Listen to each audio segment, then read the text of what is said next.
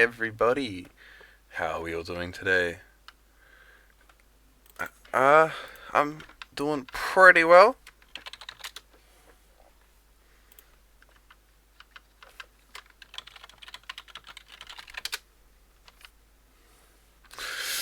Alright, first of all, so I have installed Streamlabs OBS. Originally I was just using normal OBS. And because of that, I did miss a couple of notifications. I would first of all like to say thank you to Wojtenka. I totally butchered that. I know. I'm extremely sorry, but thank you for donating the 160 Czech coroner. I really appreciate it. You're actually my first ever donator, so an extra big thank you there. Um, Hopefully, I'm just that, checking that everything's working. Because, like I said, first time using this. Let's see. Sorry to ask, but could someone just type in chat just to check that mine is working? Just, let's see. Okay, great. So yeah, like I said, trying out this new thing. Now I don't know if it's recording it, which is the only problem. I also can't see a timer, so I'm not sure how to check how long I've been streaming for. Which is a little unfortunate, but I'm sure we will figure it out.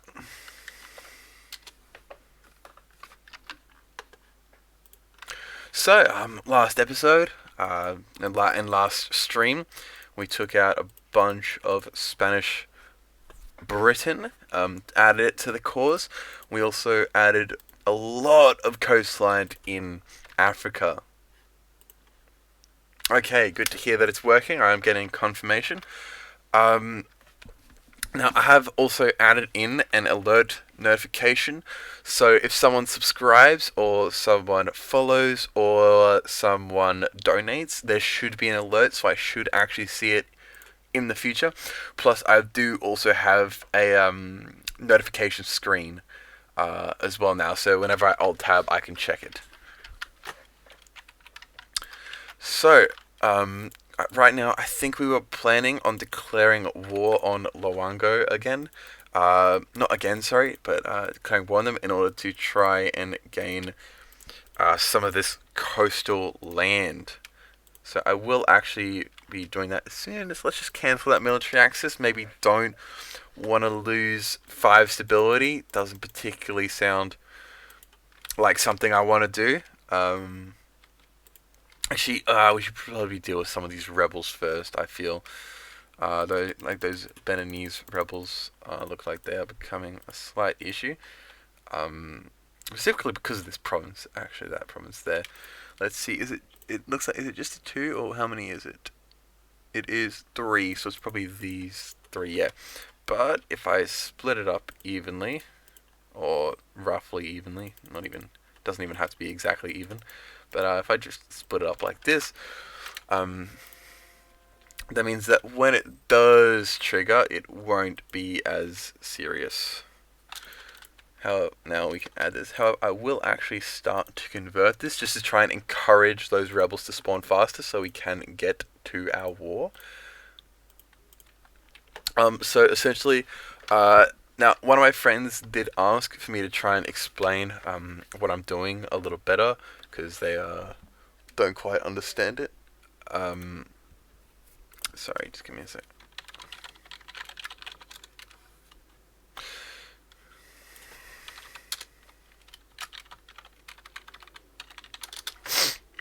Sorry, again, Discord as usual. Anyway, so what this screen is essentially showing is the amount of unrest in each province.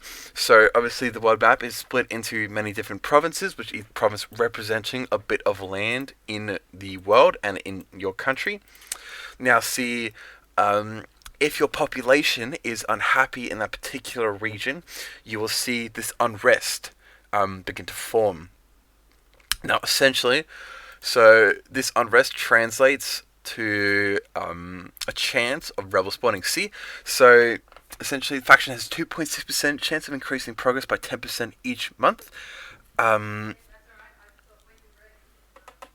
and so essentially, there's a 2.6% chance of increasing this meter up by 10%, and at the 100%, a stack of rebels will spawn, and it will be the stack of rebels will be decided from a base number, along with the number of provinces. A number of provinces that are unhappy and support those particular rebels, as well as they will increase with your military tech as well. So essentially, it is very good to keep them under control, as if they do occupy enough land, they can enforce their demands, which essentially means that you will get a lot of negative modifiers. This can include things such as land leaving your country and joining other countries, forming its own country, increasing autonomy in provinces. So essentially, each province has a set level of autonomy. That essentially means how much control that province has over its own things. Higher autonomy means essentially less men for your army, less men for your navy, and also the province will produce less income. So it is quite important to make sure that you don't have too high of autonomy. However, it does naturally tick down each month due to different modifiers. For example, I am not at war right now, which means that I lose some autonomy, which is a good thing. Also, due to my government rank, I also lose autonomy, and due to a couple specific events, if I can find them in here. Yeah, like for example, this one. That'll expire on the rule of death, but that does mean I gain some autonomy, unfortunately. And also hegemonic ambition, which is from a mission, which will also expire eventually, but it does mean that I lose some autonomy.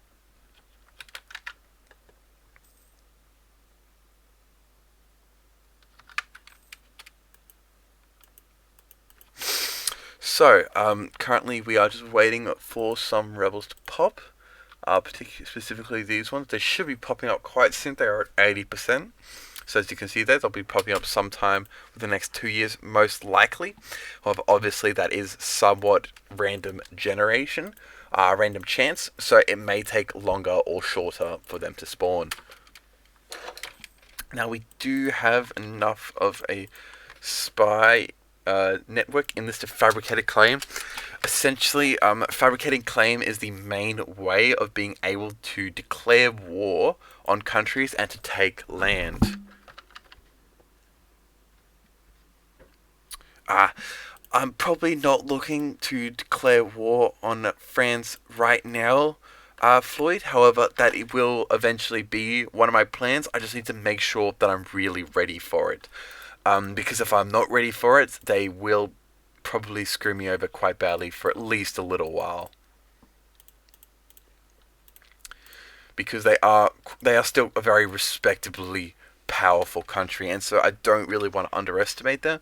And I'm making sure that I have the tools to be able to combat them. Because as you can see, they do have a couple allies, and while I am substantially larger than them, their army does have a lot of serious modifiers. And because of that, it means that I will likely need to outnumber them in any wars that I fight. Okay, looks like we got Papal Controller again. That is very nice. I will definitely take that with open arms. We will just invest a bunch into it again. About 40 sounds fine.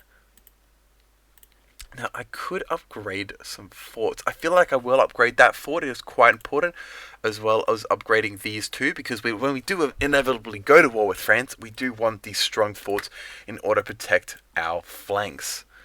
I will also grab some more manpower buildings, because naturally you can never have enough manpower. You can never have too much, should I say. You can definitely have enough, but you can't have too much. Okay, it looks like Benin has been converted, so I feel like that should be the last of those rebel issues. So we can now go on to attacking Luango. Just check that there are no other important ones right now. Fetishists are there, however, they shouldn't be too much of an issue. Look like they are in that province, as well as in Hanbei, which should be somewhere around here, I believe. or it could possibly be down here. Yeah, there it is. We will start converting them right now, actually, just to make sure. It should take 2.5 years. There should be plenty of time for us to convert it before they rise up. I'm actually going to put a merchant here just to start that. And, oh, god damn it, I skipped over it again too quickly. But looks like we did get that global trade, which is very nice. That means that, again, it's another institution for us. That is, our second institution we spawned. And, as you can see, it is going in all of our European provinces pretty much. And as you can see here, it's because printing press is present and the trade power is at least 15. Now, so yeah, basically, if you have printing press in your province, you will passively gain global trade, which is why I said the printing press is one of the harder ones to get. And obviously, after that, it becomes a lot easier. For example, manufactories you can get by having manufactories, and enlightenment you can get by having universities. I don't have them quite yet, but we should be unlocking them next tech, I believe. Yes, the next technology. They are quite good. They are also expensive. Essentially, what they do is they decrease the development cost of improving your provinces. And so they are quite nice, but it is important to only put them in your important provinces because they are also quite expensive. So you need to make sure that it's worth it. What's the price of, what was that say? What was the price of grain? I feel like, did that just smash the price of, yeah, that just destroyed the price of wine. So let's see. Yeah, look at that. That just killed the English Channel. Because if you look at the goods distribution, like, sorry, where's the grain? Yeah, see, that's a 0.2. 0.12. It's practically worthless. And because of that, that has just slaughtered the value. It will unfortunately severely impact our income as well. However, because of the fact that we are transferring so much trade, it shouldn't worry as much. But yeah, those events that affect the prices of goods are very important when you are playing as a trade nation. Now, I will actually declare war right now, and we will start going. Now, my goal is just to take those provinces that are in this trade node, which is specifically these ones here. But it is 71 war score, so naturally it will take a while to achieve. However, luckily, they are seriously far behind us in tech. They're, 5 and 5. So I wouldn't worry too much about us losing any battles. It will just take a while to naturally siege it out. Okay, we will do a bit of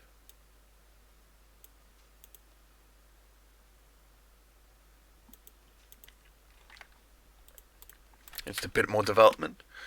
And yes, please give me that free stability. Very nice. Stability is quite important. Essentially, what stability does is it decreases that unrest that I was talking about. It also increases your missionary strength, which is good for converting provinces. It decreases your yearly corruption, which is good for money. It increases your national tax, which is also good for money.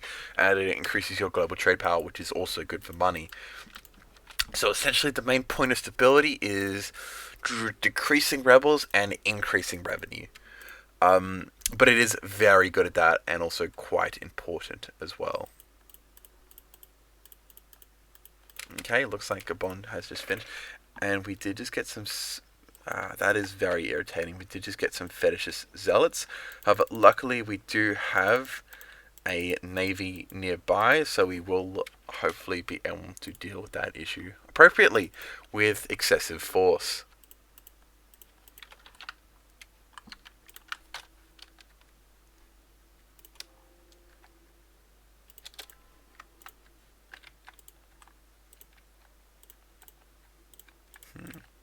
Just checking to see if there's any provinces we can add to. Yes. No. And no. Definitely will want to convert those so that we can add them into our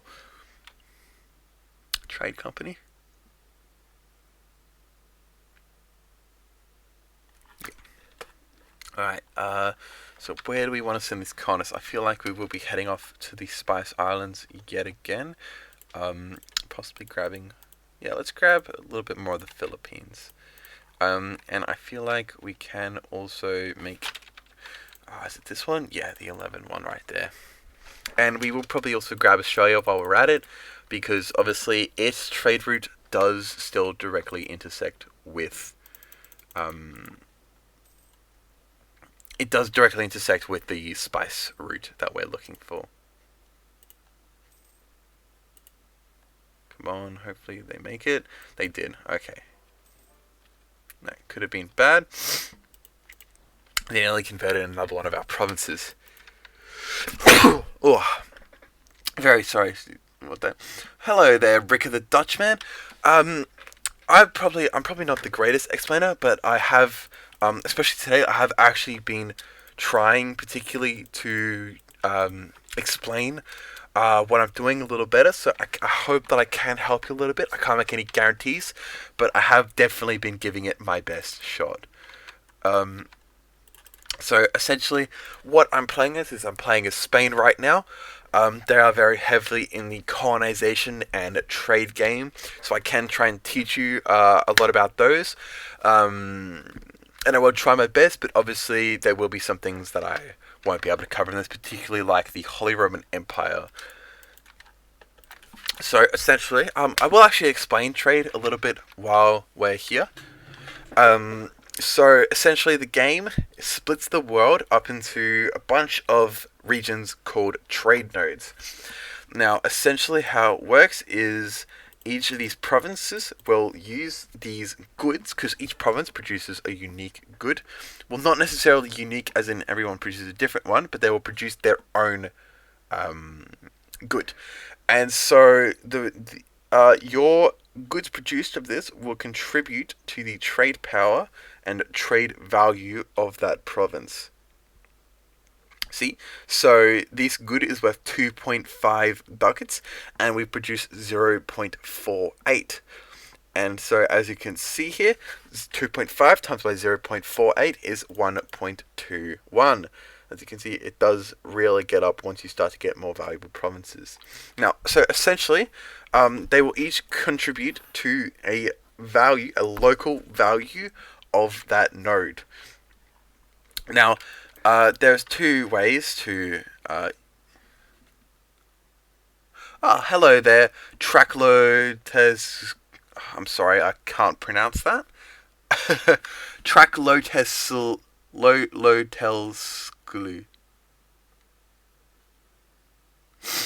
Oh, if you do take design arts, that's perfectly fine. If you do want, I can give you my Discord channel if you do want to talk about my Discord username.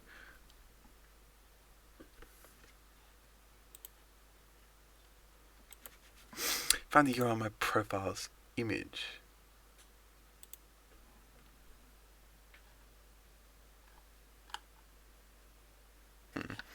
Well, I will look at it later. Obviously, don't want to be too distracting the stream right now.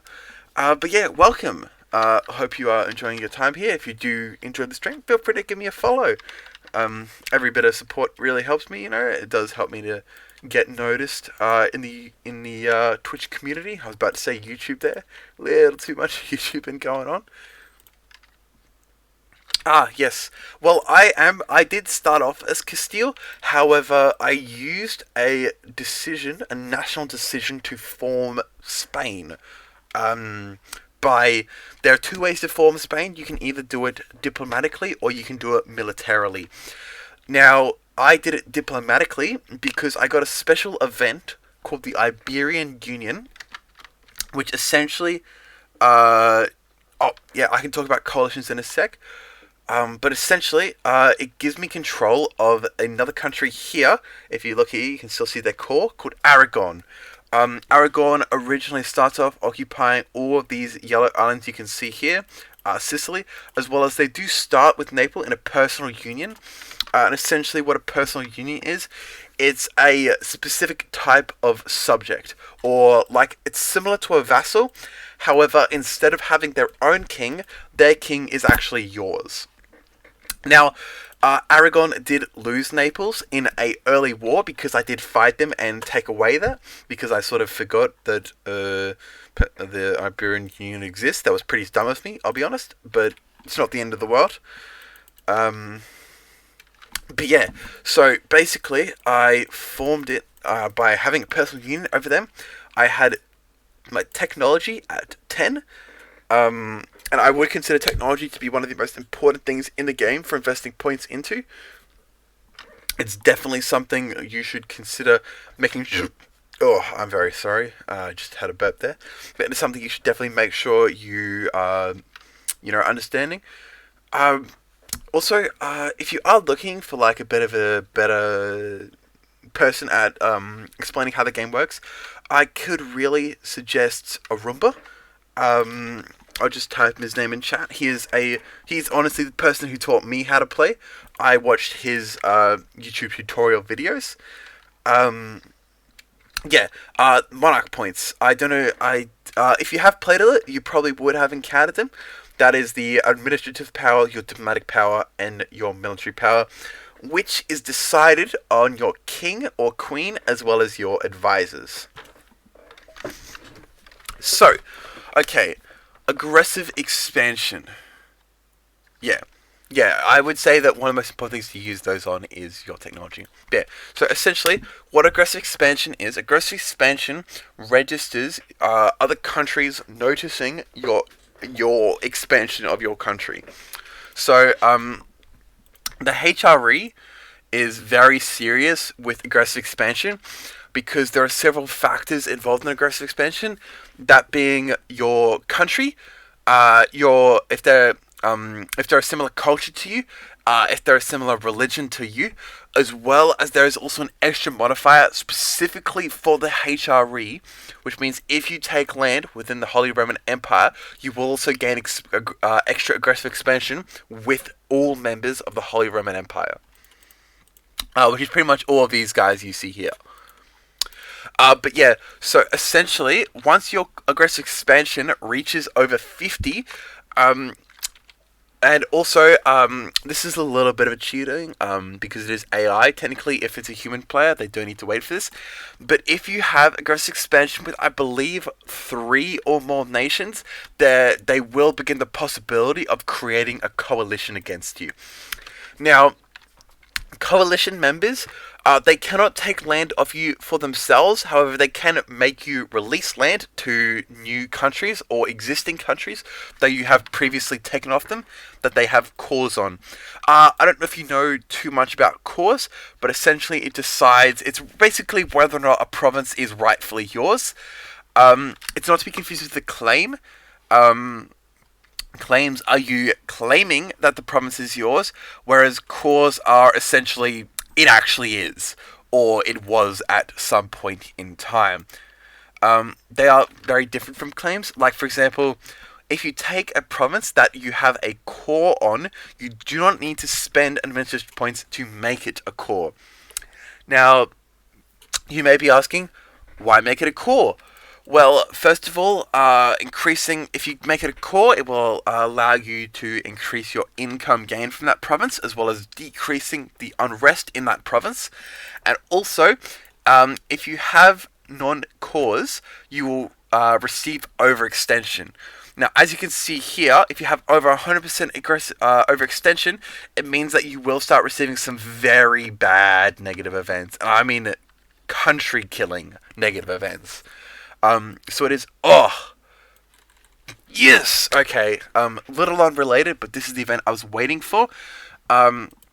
This increases the price of spices, which, if you remember, what I was talking about earlier, about the current price of goods, there are events that occur that will increase these values, like, for example, spice trade here. So if we find a province with spice, so it's currently 3, however, if we click on this event, and then look back, it's now 450. And so that means that essentially trade becomes worth a lot more. And obviously, as I said earlier, I am becoming a trade country, which means that those sort of events are very important for me, especially negative ones as well. Now, see, Anyway, a little bit more about nodes. So when you have your nodes, which is your local area. However, you also have these arrows. Now, what these arrows mean is transferring trade power downstream. Okay, so if you see these arrows, that is the direction the trade power is able to head in. So see, Safi has two arrows. Okay, it has an arrow coming from Timbuktu and has an arrow going from it to Sevilla. Essentially, what that means. Oh, sorry. Essentially, what that means is it can receive trade power downstream from Timbuktu if there is a merchant present, and it can also push trade from Safi to Sevilla if there is a merchant present in Safi. Now, you may be asking, why is pushing trade so good? There is actually more than one reason. Firstly, it does congregate the income into a specific province. For example, in order to gain that money from the province, you have to be collecting from trade. Now, you can do this with a merchant, and additionally to that, the trade node in which your capital is located in will automatically collect trade without you having to have a merchant there. Now, it is capital by default. However, you can move it. If you see here, like say for example, I click on this province here, we do have the option to move it. However, obviously I'm at war, so I can't. But essentially what that means is we would then naturally collect trade in Genoa. Now, if you see a province like Genoa, you'll notice that it has 4 arrows in and no arrows out. Or for example, Venice, Genoa, and the English Channel. What these are is these are end nodes. That means that you cannot move any trade out of them, and all trade pushed into them will stay in them. They're extremely good if you do want to become a trade nation, unless of course you already have an extremely high percentage in an existing node, then it doesn't matter as much. Now, okay, the other point about transferring trade is, say for example, I transfer 3 ducats 60 from Safi. So not only that will actually increase the value of the node more than those 3 ducats 60. Essentially, so say for example we have 360. I don't know the exact figures, but it may increase it up to, say for example, 4 ducats 60. It will actually add on value. And it does this every single time you transfer it to a node. It also increases your trade power in that node, which, as I said, is this percentage here. So I have 1,223.6 trade power in this node. And as you can see, I've got trade power from provinces, from my main trade city in that area, and from trade downstream. And additionally, because of the fact that I am moving, that I am transferring so many nodes towards this province, I also get a 2.38 multiplier, which means I have so much more trade. And that is because I'm using a particular trade route known as the Spice Islands route. So essentially, there are a couple routes for it, but normally the main ones end in Bordeaux, English Channel, and Sevilla. So as you can see, if we follow these arrows down, we get to the Ivory Coast, which is obviously in Africa. And if we continue following it down, get to the Cape of Good Hope, again in Africa. Now it does take 2 routes here. Either one doesn't matter too much, but either again Zanzibar with Africa, or you can cut across here to Malacca, which is the Spice Islands. Now, or of course you can go the longer route, which is going to Bengal and Coromandel, to the Gulf of Aden, which is transferring through all of a lot of Asia as well. And again, like I said, all of this income is just getting directed along here. So see, we have 590 ducats transferring here. That increases to 14.89, and obviously, we get a 14.89 instead of just, say, 6 ducats, because we have multiple transfers. Okay. I will actually unpause a little bit just to get back into playing the game a little bit itself. And hey, look, we just got that modifier, actually. This is a trigger modifier. It is a special thing. As you can see here, we have a merchant in in one of those provinces, which means essentially that we are gaining more trade because we have that historically very strong trade route. I believe there is also possibly a mission here as well. Yes, the Indian Trade Company, which we will actually get as soon as we embrace global trade, which will give us a merchant and more global trade power, which will further increase this number here for every single one of our provinces. You see, this has trade power. This we have a trade power. This one we have a trade power. This one we have a trade power, and so on. And so that is a very good event because, like I said, it's basically just giving us extra cash. Okay, so you say you're running into debt. What sort of debt issues are you running into? Like, what specifically is the problem in the screen here? Is it your forts? Is it your colonies? I really doubt it would be, but like, possibly. Is it corruption, army maintenance, fleet maintenance, or what? What is your what's causing your debt? Don't really think I'm gonna need that from Venice, to be honest, because I'm getting it pretty quickly, as you can see, especially in like my trade provinces. Yeah, look at that. 0.7, 0.6, 0.10, 0.9, so on.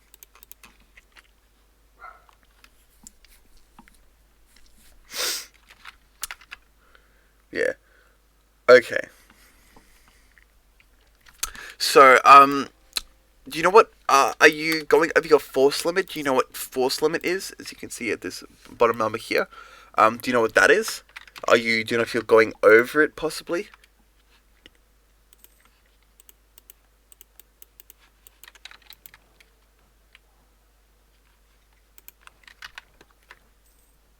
Yeah, multiple forwards and putting them on the lowest maintenance is a good way of saving money, however.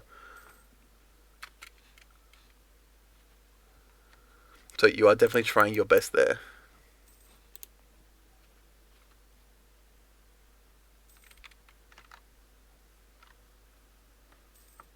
Okay, it's at the max. Um, are you a large country or are you a small country? Because I know that some countries they can't actually afford to maintain the maximum amount of force limit without losing income.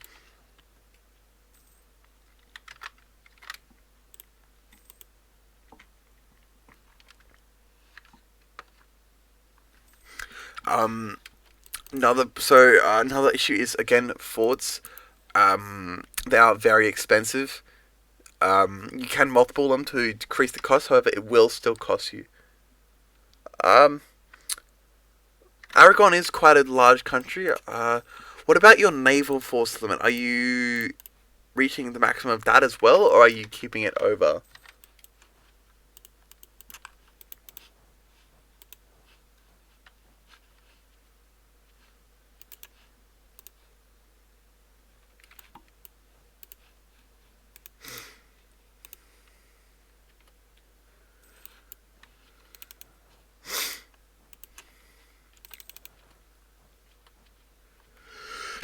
Oh, sorry.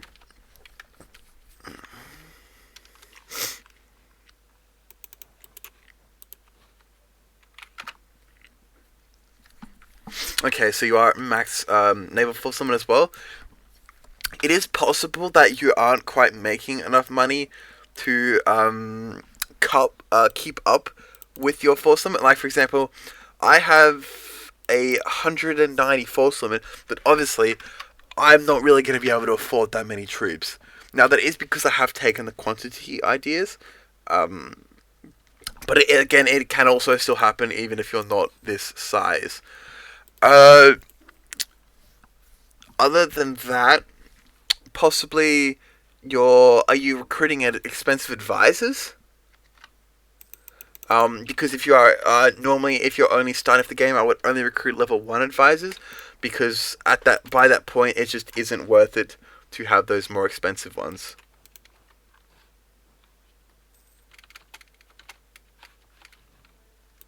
You know, you really need to get up there.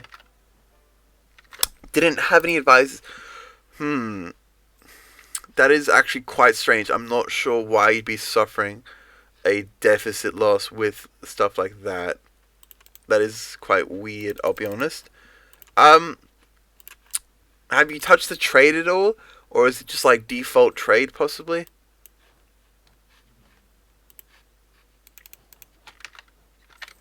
Just one level one? Yeah, you should be able to afford that.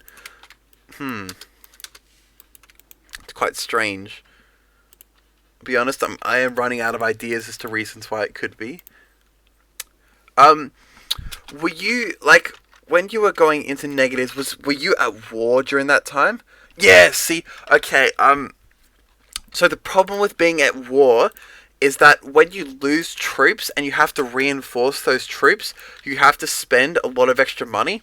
Like, see, for example, I'm paying 0.05 to reinforce those troops.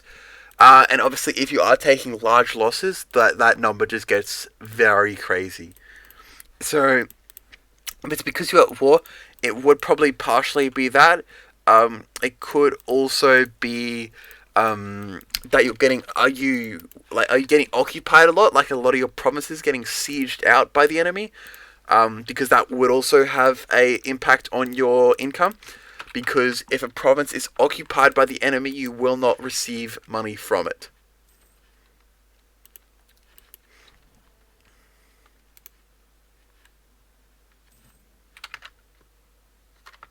Hmm. Yeah, see, is this like early game, like 1400s or like 1500s, or what are we talking about here? Because if it's that early, you really want to try not to get into more than one war at a time.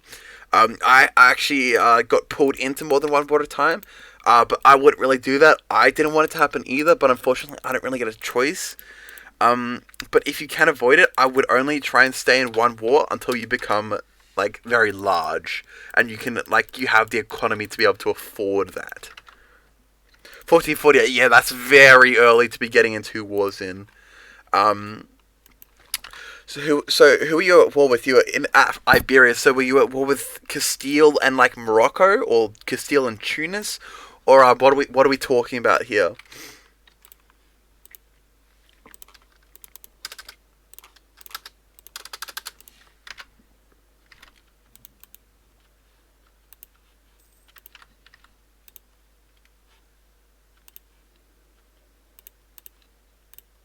Oh, whoops! I should have gotten that idea. It's my bad. I'll be able to grab it soon anyway. Yeah, yeah. See, you were probably. I'm assuming you were probably losing that war. Like, were you getting attacked a lot and sieged out? Like, were they occupying your provinces?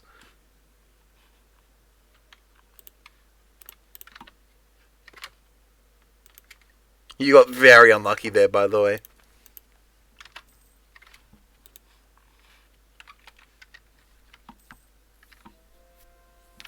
So you were holding off, but you did fight a lot of battles, though, right? Like you were losing a lot of men to them.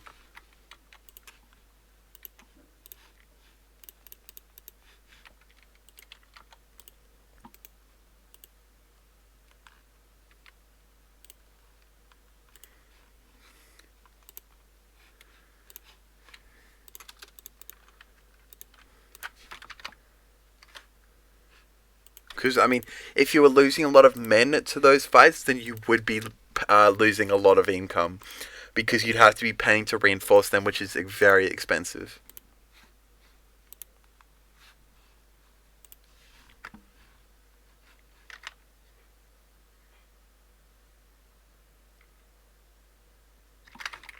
So yeah, uh, so Castile's global, but like, were you like fighting battles a lot? Like, were you actually physically attacking their armies? Like, were like this and this stack fighting a lot? If you know what I mean.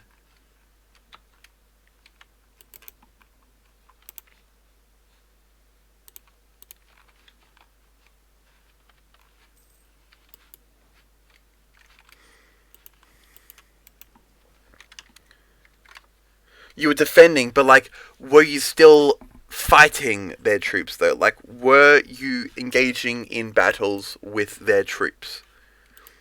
Like, it doesn't matter if you were defending. Were you fighting with them?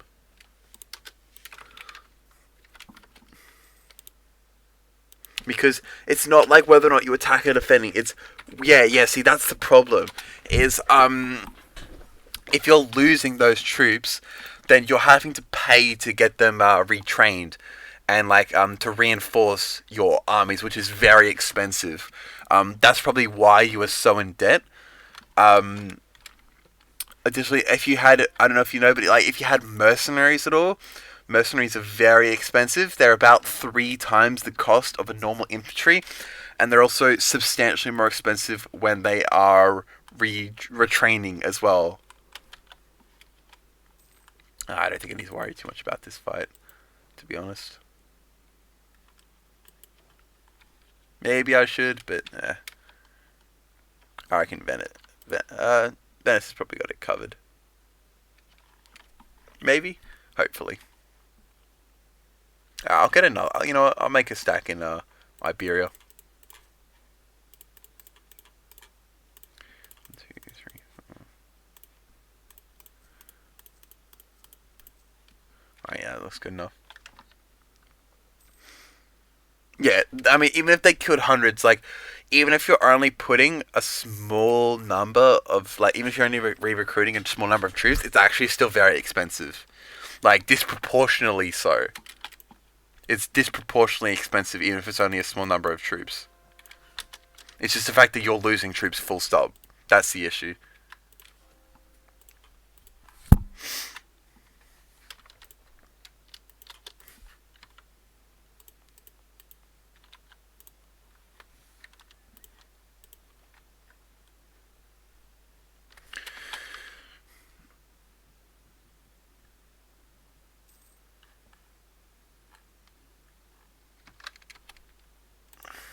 That's very interesting. Comp search my co.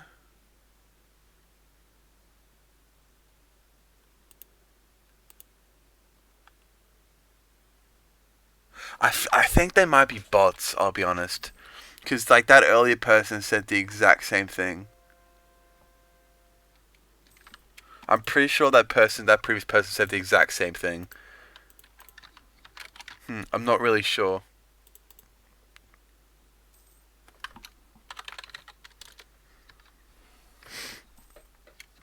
I am sort of it does like sort of feel a little sketchy to me. Not sure if I want to click on that link unless they actually say something other than, "Oh, love your stream." Uh, take a look at this. It just sort of seems a little, it's kind of sketch to me. I mean, obviously I'm a smaller streamer, so I feel like they'd probably think I'd be more like gullible or something. But unfortunately, I'm not really looking at that sort of thing. I'm just doing this because I have fun. I do it because my friends watch it as well. It's like I make any money from this or anything. Although, like I said, I did get my first donation last stream, which was pretty exciting, I'll be honest. I didn't actually notice it, which I felt really bad for. I actually sent the guy, I actually sent him a message afterwards saying really sorry. Because I was using OBS, but see, because the fact that like there was no way of like noticing, uh, no way of knowing like donations and followers and that. Yo, by the way, like I know this is a little bit manipulative, but if you do want to follow and try and test out my new account alert system, I would actually greatly appreciate it.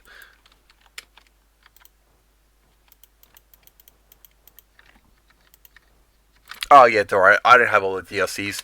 Only a madman has every Paradox DLC.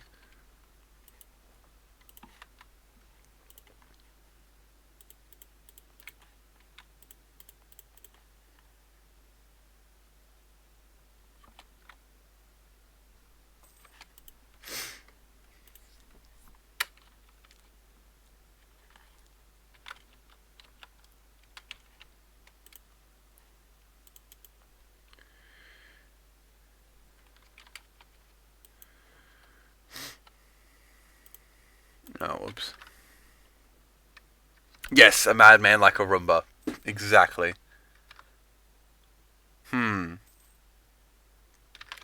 So, did you guys get a notification at all about you following?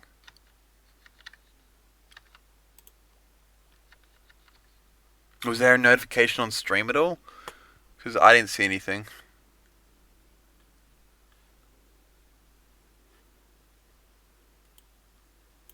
Hmm.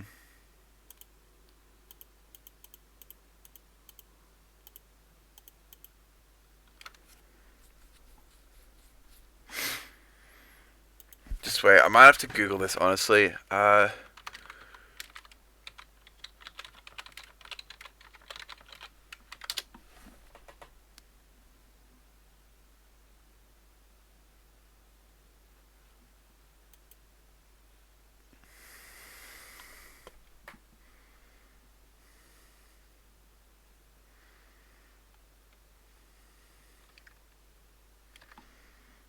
Sorry, I'm just gonna quickly see if I can fix whatever's happening here.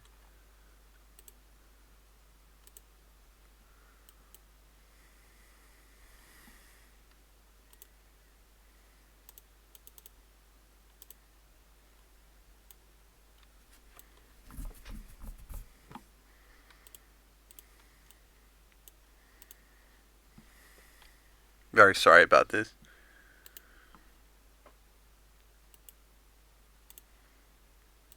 Well, if you know any friends that want to help test out my alerts, please let me know.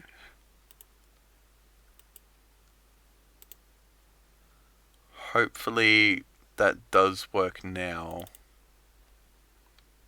So I might just test it. Sorry if you see this, but does that work? Did you see that?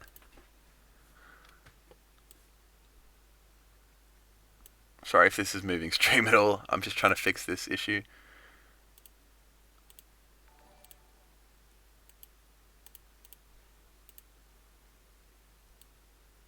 God damn it, it's not letting me move it.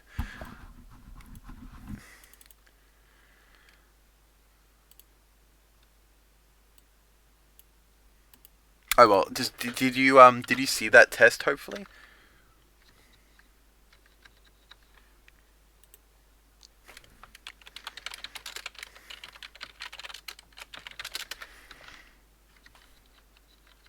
Just particularly looking at you, Rick, seeing as you probably looks like you are the only active person right now. Just let me know if you did see that test, just to make sure that it is hopefully working properly. I'm very sorry that it didn't give an alert for you following. It looks like I'm still ironing out a few bugs. Like I said, this is the first time. Okay, so you haven't seen anything. Okay, that's a slight issue.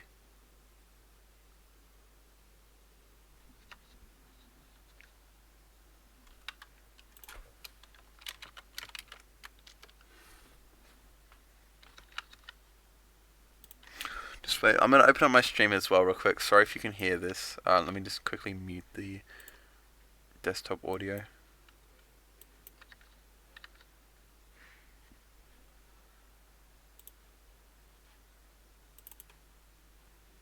I did try and test this, and like it looked like it was working, but apparently not.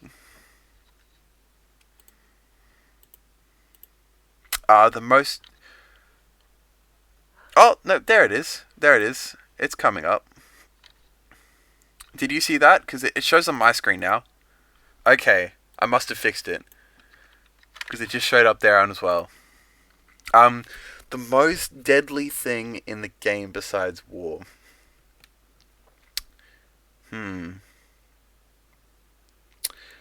I would say,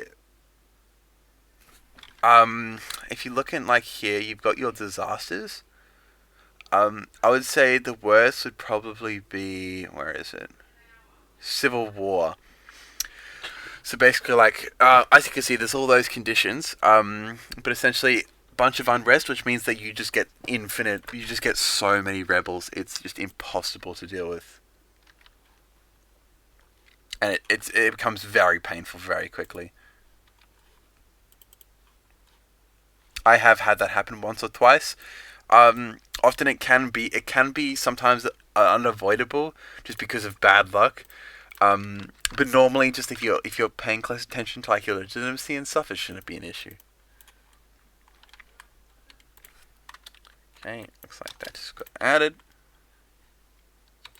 So I'm going to convert.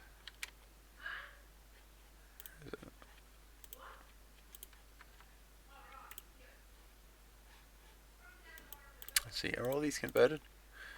Just having a quick peek. Yes, yes, yes. Yes. And no.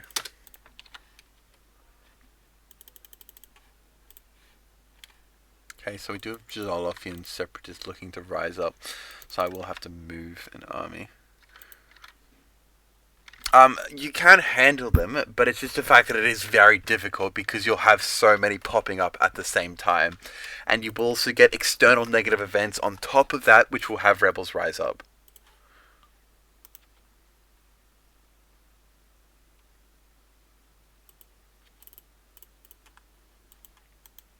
Like events like that, except they'll be so much more frequent. And I'm gonna grab that. And it looks like we are maxing out points. Yep.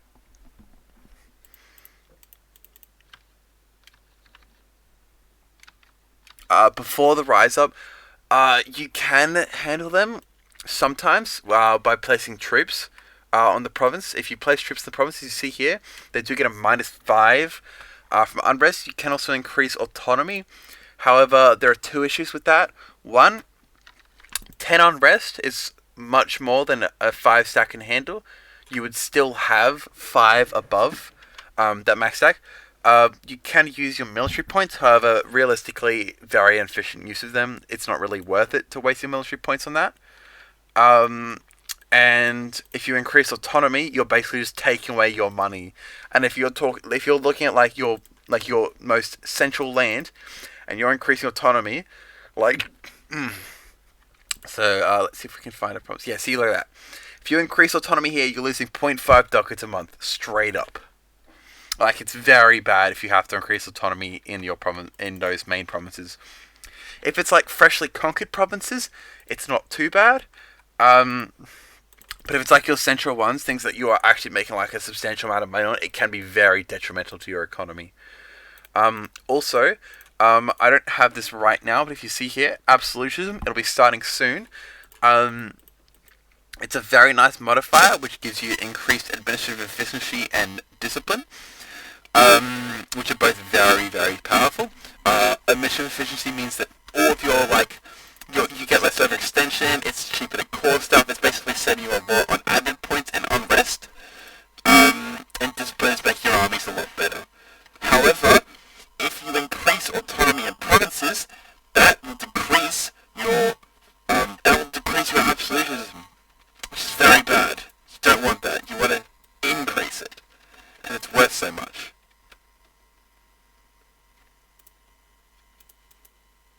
Oh, looks like AI just finished. I think we'll grab. This is actually Sydney, in case you're wondering.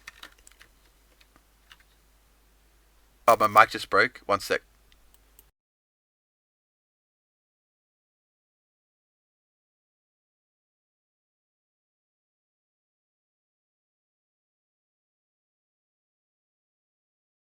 I don't hear any issues on my end for my microphone. Possibly it's yours.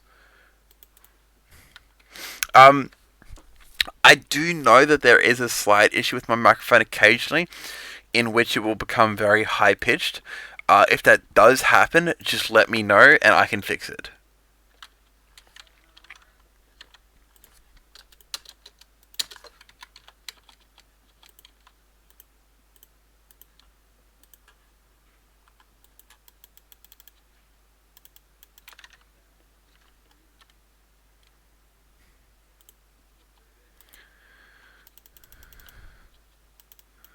Oh, there they are. I see you. Later, bitch.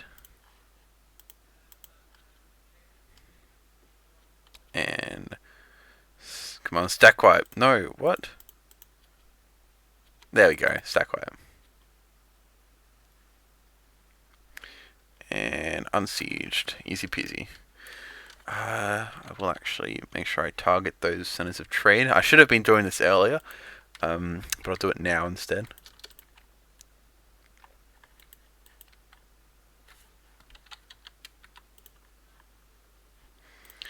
Those jellyfin scepters really want to rise up, but so the lion go.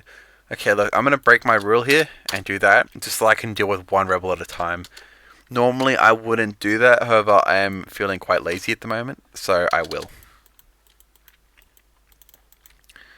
And yeah, let's walk around the rebels. Never mind, there's more there. Let's go this way.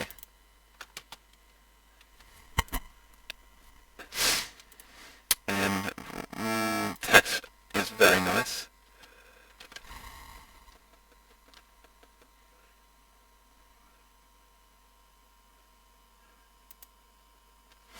Yeah, I feel like that's going to be pretty common in as a small streamer, but hey, I mean, like, you know, it's adding activity to my chat, even if it's a bot, so maybe I won't complain too heavily.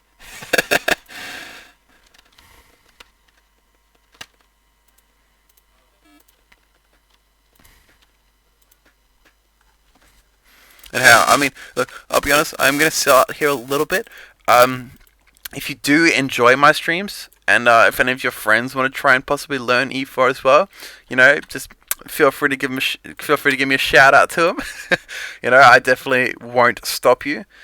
Yeah, I know. Look, you know what? I gotta do a little bit of shameless self promotion. It's not a stream without it.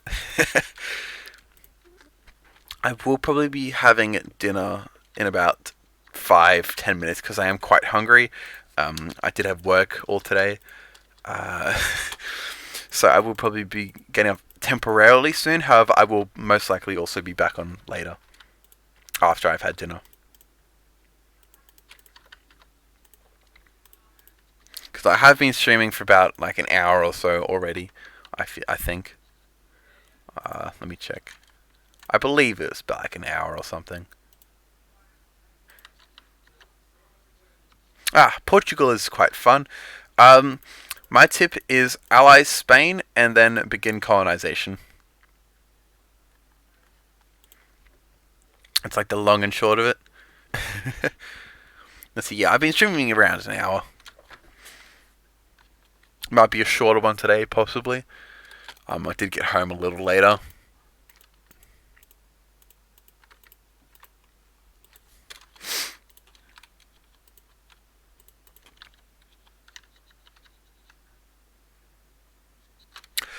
It is doable. However, depending upon the allies, you may want to wait for Castile to join in.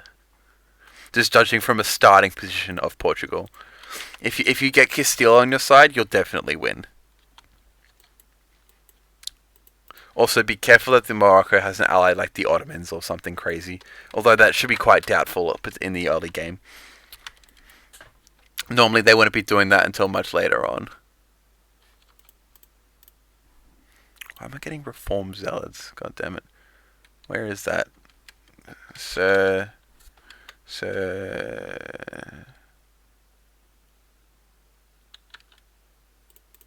Dinner. Alright, look, you know what? I'm gonna be lazy. And boom, look at that, no more unrest, right? Yeah, easy peasy. Don't do what I'm doing, I'm lazy. They have Tunis and 3 vassals. You should still probably be able to take them. I don't know. I haven't played Portugal in a long time, actually, now I think about it. Like, make sure you have Castile with you, and you should win.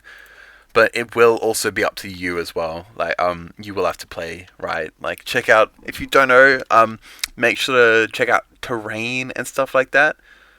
You know, make sure you aren't find them in the mountains, which they do have some of. If you look over here, they have mountains here. Which means if you're attacking into those mountains, you get a -2 dice roll, which essentially means you take a butt ton more casualties.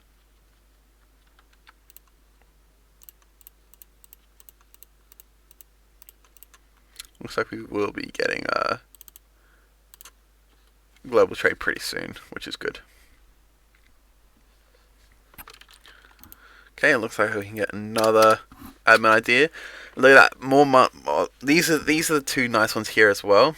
I mainly get it for this, and this. The production efficiency is very good when you're a trading nation. The land maintenance is good because it's basically more money, and so is the national tax. England is with you. However, England will likely be called into the 100 Years' War quite shortly, which means that they won't really be able to help you out too much. So I wouldn't rely on England. Even if they're not in the 100 Years' War, I've always found England to be a pretty trash ally, because they are an island, and the AI using boats isn't like that good. It's not terrible, but it's not wonderful either. It definitely has improved a lot. But it's still not top tier. Yeah, that sounds about right. If you do want to save some money, you should have a fort in Lisboa, and I think you should have one somewhere else. Don't mothball your Ceuta fort. Just don't do it. It's a bad idea. But you can mothball your Lisboa one, especially even if you're at war with Morocco, because you will still have that capital fort, so you don't need to worry about it getting sieged down instantly.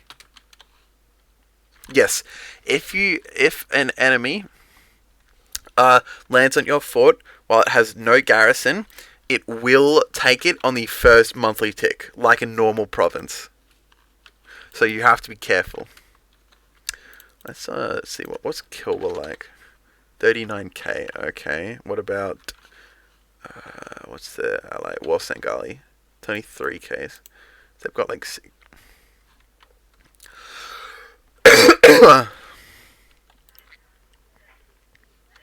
That's actually quite a big killer, I'll be honest.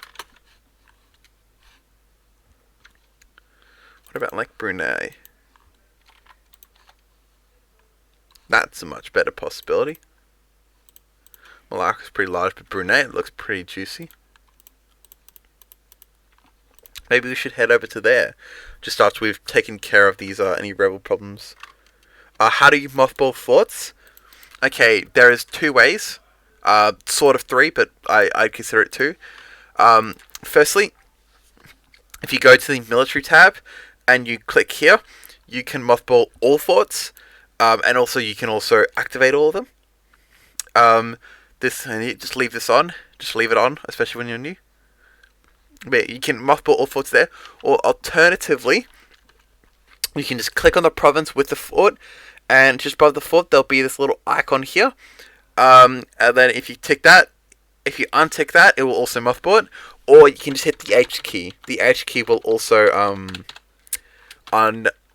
if you want to do it quickly, you can just H that sort of thing.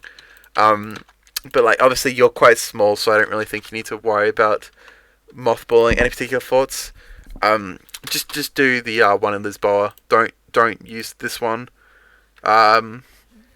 Because you do want to keep your Ceuta fort mothballed, because it doesn't happen too often, but sometimes Morocco will actually declare war on Portugal. Sometimes.